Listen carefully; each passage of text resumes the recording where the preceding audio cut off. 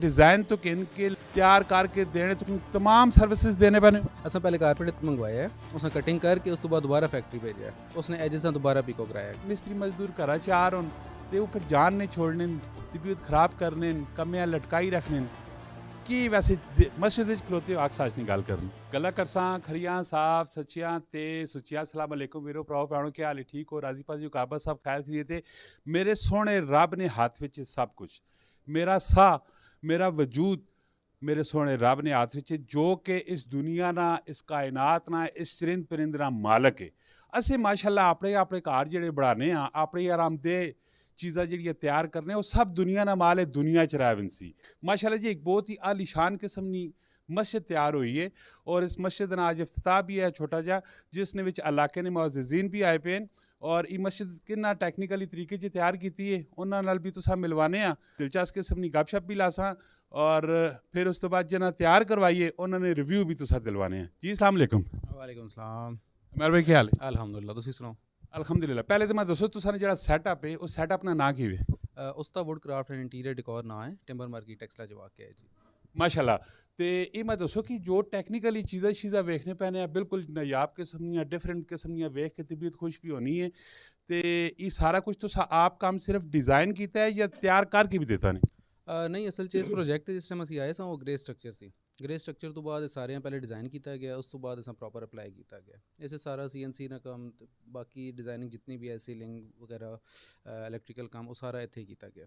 सारा यानी कि तुसा कोल टीम भी सारी मौजूद है? हाँ जी, हाँ जी, बिल्कुल। अच्छा, एक मैं नमाज पढ़ने एक चीज़ मैं वेखी बड़ी गहरी किस्म की चीज़ ही, कारपेट नहीं कटिंग नहीं होती जिस टाइम कटाई होनी है तो पीको टैप नहीं करके देने, ये तुसा ऑलरेडी साइजेस वगैरह भेजन, कंपनी में भेजन, कारखाने में भेजन, उतो ही सारा कुछ तैयार हो के आया या की रॉकेट साइंस है? सर जी, इसने पीछे आई साहब ने एक मशवरा है।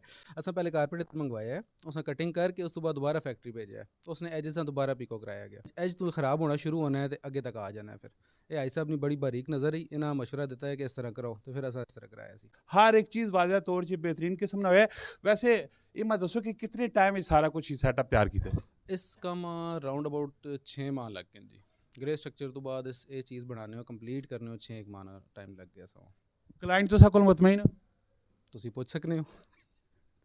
माशाअल्लाह जी, हाजी साहब ते तुसी पहचानने हो, यमना इन्होंने सैटअप है और ये उन्होंने ऑलरेडी जो कारखाना में कच्चे ने विच उस जगह ची मस्जिद तैयार हुई है। हाजी साहब ये असा ना पाई ये ठीक काम करने, गलत काम करने, बाज़ दफ़ा होने ना मिस्त्री मजदूर घर च आ रहे ते ऊपर जान नहीं छोड़ने, तबीयत खराब करने, कमियां लटकाई रखने कि वैसे मस्जिद खलोते अक्स साच नहीं गल करनी। माशाल्लाह बहुत एक्सीलेंट काम है ना किया जी। जो कुछ मैं सोचा है, मेरी सोच तो भी वध के खूबसूरत काम है ना किया।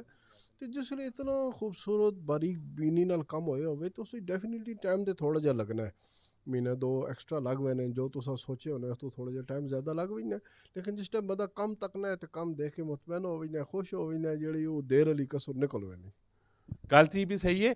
तो वैसे दूसरा जो मोस्ट इंपोर्टेंट क्वेश्चन है, ये महंगे सस्ते की नहीं, महंगे सस्ते नहीं, कम नहीं, जे जा कम होना है, जे जा माल हो, जे पैसे होने नो। मुतमईन? मुतमैन हो मैं। सोच कितने परसेंट मुतमईन? मैं सोचो 100% मुतमैन।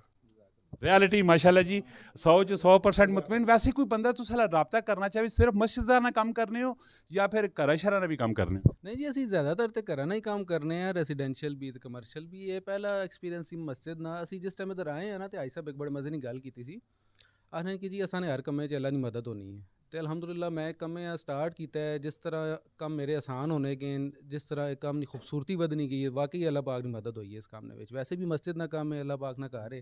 तो अलहमदुलिल्लाह मैं भी अपनी एक्सपैक्टेशन तो बाद के काम इधर किया है। अमल ना दारो मदार जड़ा होना है, नीयत च होना है। अगर तुसा नीयत साफ हो सी तो रब तआला ना साथ डेफिनेटली तुसा ने नाल हो वजना है। वैसे कोई बंदा तुसा नाल राब्ता करना चाहे तो तुसा ने कॉन्टैक्ट नंबर की 0312955556 मेरा नंबर है। ठीक हो गया। कम ने हवाले नाल कोई लास्ट विच मैसेज कोई पैगाम देना चाहो? काम ने वाले ना यही है बस, जिस जदों तुसी काम कराना चाहते हो पहले अगले बंदे ने काम वेख के नो, उस ना एक कैलिबर होना है हर बंदे ना, वो किस स्टेज तक जुल के प्ले कर सकना है, पहले वो देख के नो, उस तो बाद काम दो किसी भी। तुसी यानी कि डिज़ाइन तो किन के ਤਿਆਰ ਕਰਕੇ ਦੇਣੇ ਤੋਂ ਤਮਾਮ ਸਰਵਿਸਿਜ਼ ਦੇਣੇ ਪੈਣੇ। ਜੀ ਜੀ ਬਿਲਕੁਲ, ਤੁਸੀਂ ਪਹਿਲੇ ਹੀ ਮੇਰੇ ਪ੍ਰੋਜੈਕਟ ਤੇ ਜਾ ਚੁੱਕੇ ਹੋ, ਇਹ ਦੂਈ ਵਾਰੀ ਤੁਸੀਂ ਆਏ ਹੋ। ਹੁਣ ਤੁਸੀਂ ਦੇਖ ਲਓ ਕਿ ਇਸ ਨਹੀਂ ਮੈਂ ਤੁਸਾਂ ਵੀਡੀਓਜ਼ ਵੀ ਸ਼ੇਅਰ ਕਰਨਾ ਜਿਸ ਟਾਈਮ ਮੈਂ ਪ੍ਰੋਜੈਕਟ ਟੇਕ ਓਵਰ ਕੀਤਾ ਉਸ ਟਾਈਮ ਕਿਸ ਕੰਡੀਸ਼ਨ 'ਚ ਸੀ, ਨਾਲ ਹਰ ਚੀਜ਼ ਹਰ ਸਟੈਪ ਬਾਈ ਸਟੈਪ ਵੀਡੀਓਜ਼ ਵੀ ਮੈਂ ਤੁਸਾਂ ਨਾਲ ਸ਼ੇਅਰ ਕਰਨਾ, ਉਹ ਤੁਸੀਂ ਦੇਖ ਸੋ। ਹੁਣ ਕੰਪਲੀਟ ਚੀਜ਼ ਵੀ ਤੁਸਾਂ ਦੇ ਸਾਹਮਣੇ ਹੈ ਤੇ ਜਿਸ ਮੇਨ ਬੰਦੇ ਬਣਵਾਇਆ ਉਹ ਵੀ ਬੰਦਾ ਤੁਸਾਂ ਦੇ ਸਾਹਮਣੇ। ਹੁਣ ਇਹਨਾਂ ਨਾਲ अगर रिव्यू अच्छा है तो समझ लो मेरे से ही सब कुछ है। असल है कि क्लाइंट है मुतमईन करना डेफिनेटली। अगर क्लाइंट तुसा ना मुतमईन है ना कि जो उस तुसा उत्ते पैसा खर्च कीता पे जो तुसा सर्विसेज दित्तियां पे वो तुसा ना रिजक भी सारे ना सारा हक हलाल ना हो वजना है। अगर क्लाइंट तुसा ना मुतमईन नहीं है तो तुसी जो मर्जी पे करने रहो लेकिन उस चस ने आनी है। अगर तुसा भी किसी किस्म का काम करवाना होवे तो लाजमी तुसी इन्हां नाल राबता करियो। मिलने नेक्स्ट वीडियो अपना बहुत सारा ख्याल रखियो। फी अमान अल्लाह। अल्लाह ताला तुसा ना और असा ना खात्मा ईमान ते करे कमिटने विच आमिल लिखते हो।